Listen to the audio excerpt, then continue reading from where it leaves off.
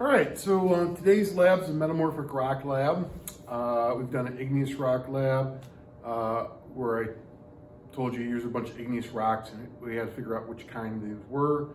We did a sedimentary rock lab where I told you here are a bunch of sedimentary rocks and you had to figure out which ones they were.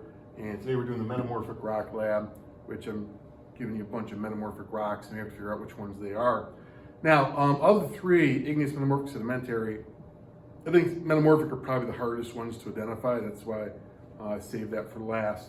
As a result, in addition to looking at the rocks, I'm also going to give you some clues to which you should be able to figure out the rock based by looking at it and the clues, and of course using your science reference tables.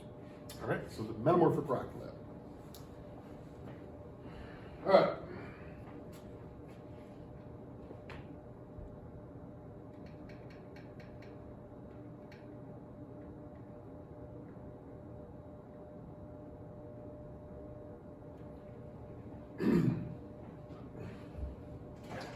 All right, so we're going to be filling out this data table here.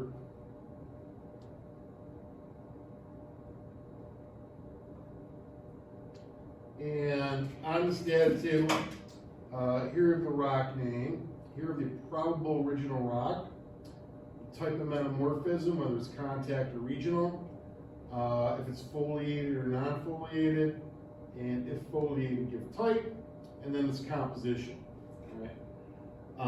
So we'll get that information by using the chart from your reference tables right here. It's got the rock name, the type of metamorphism, the composition, foliated or non-foliated, and so forth. So, on here, it says foliated or non-foliated. So on the chart here, like these rocks here are all the foliated ones. The ones down here are non-foliated.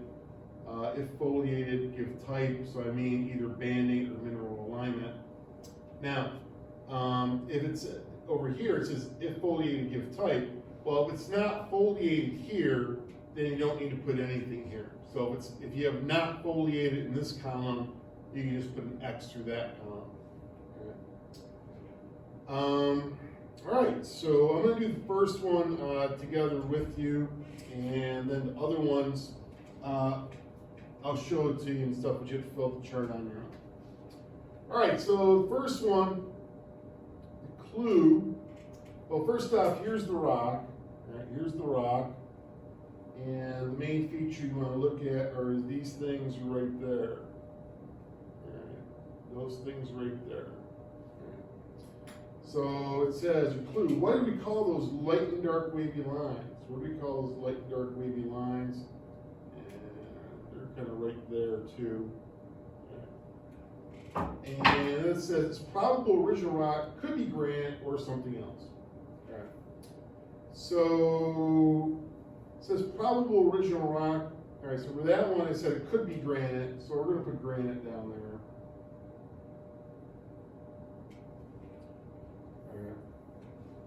All right. Next, the word we used to describe those light and dark wavy lines right there was banding. Right, that's an example of banding. So when I look on my chart over here, I see that there's only one of those rocks is banding. All right, so the only rock that has banding is gneiss. All right, so my rock name is gneiss.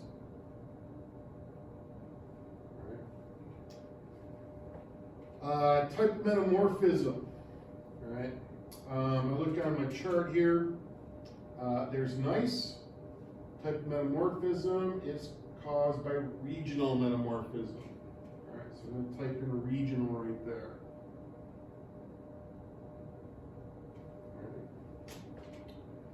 All right. With gneiss, right? Gneiss is a foliated rock, and it has banding, which would be the type of foliation. So I write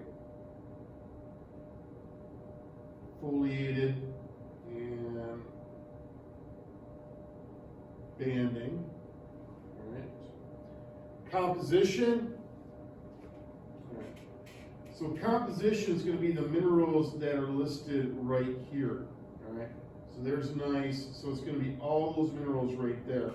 Now I have to write them all down in that box. So you can abbreviate.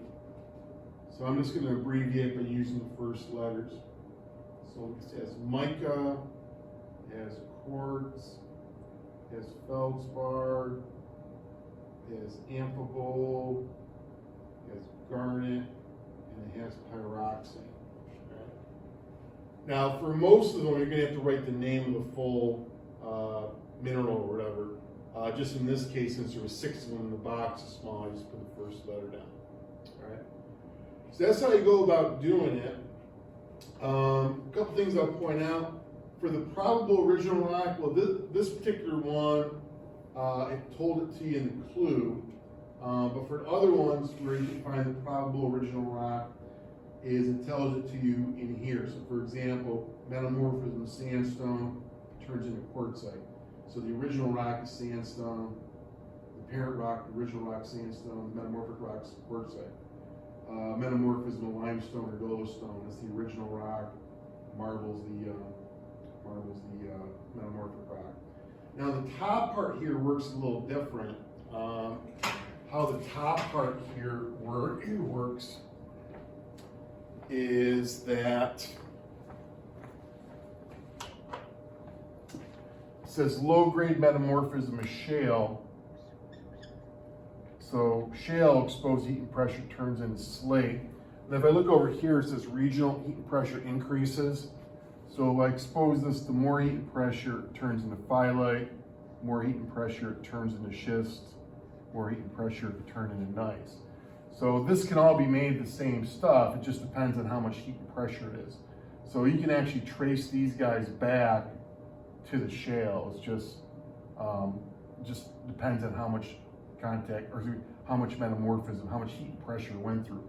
If it's only a little bit of heat and pressure, turns into that. If it's more heat and pressure, turns into that. If it's even more heat and pressure, turns into that, and so forth. So that's how you could do the original rock for these ones over here.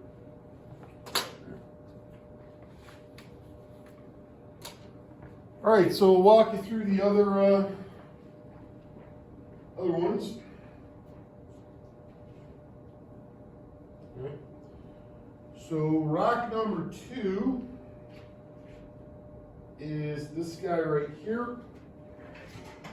It says it has a platy or flaky mineral crystals. All right, so this one here, it was really squished by a lot of pressure. And that made the crystals platy or flaky. So the key word right there is platy. Right, that's your hint. Just by looking at it and that hint right there, you should be able to tell what this rock is. Right. Now I'm going to go through these kind of fast because if you're watching this on YouTube, you can just hit pause when you're looking up the other information. So here's rock 2. Rock number 3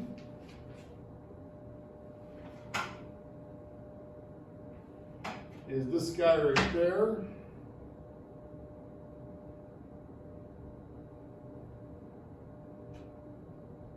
All right. So your clue is, funny how it looks just like shale, only it's harder and more dense.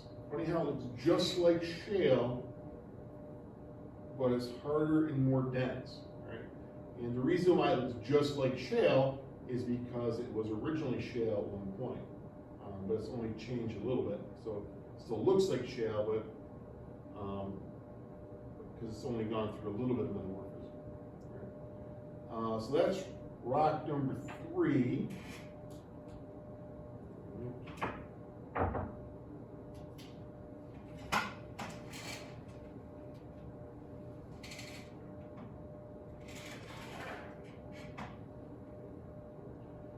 Rock number 4 is this guy here, and hopefully you can see how sparkly it is. It's a very sparkly rock. So your clue, if I put acid on this rock, it would bubble.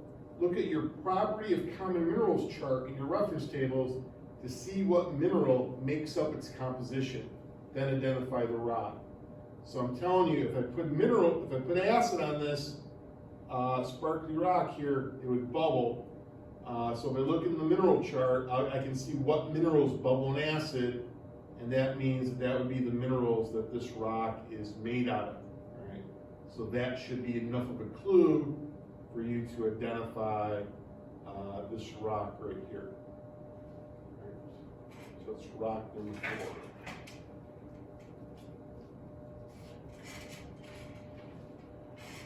Rock number 5 is this guy right here. It says if rocks that formed in a beach environment were exposed to heat and pressure, it would turn into this. Right? If rocks that form in a beach, you want to think to yourself, what do you find at the beach? Right? What do you find at the beach? And that's what this rock is originally made out of. Right? So if rocks that formed at the beach were exposed to heat and pressure, it would turn into this rock here. Right? And the color might give you a hint too. When you're at the beach, you see something that's typically that color.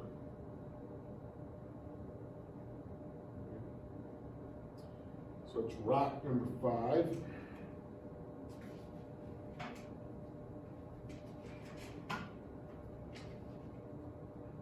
Rock number 6 is this guy right here. Rock number 6 is that guy right there. Now your clue for this one is this rock only forms from contact metamorphism. Right? This rock only forms from contact metamorphism. Right? Now in your reference tables, there's some of them that form by regional metamorphism. There are some of them that can form by either regional or contact, but there's only one that forms just from contact. Right, so your clue, this rock here only forms by contact metamorphism.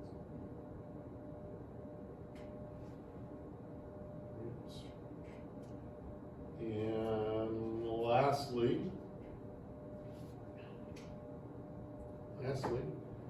you thought you were done. We're actually going to add a number 7 to this.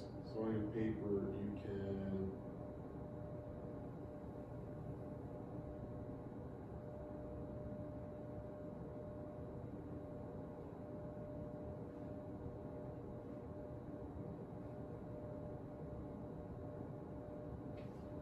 so you can add number 7 to your paper like that. And the last one, number 7, is this rock right here. Okay. And your clue for number 7 says this looks very much like its original rock, except for it's harder and more dense. All right, so you have something that's really black in color. All right. So what rock do you know is very black in color? And the second part of your clue is it gives off a good amount of energy if I burn it. So I have a rock that's, look at the color of that, and if I burn that, it's going to produce a good amount of energy. All right, so that's your final clue. That's your final clue for rock number 7.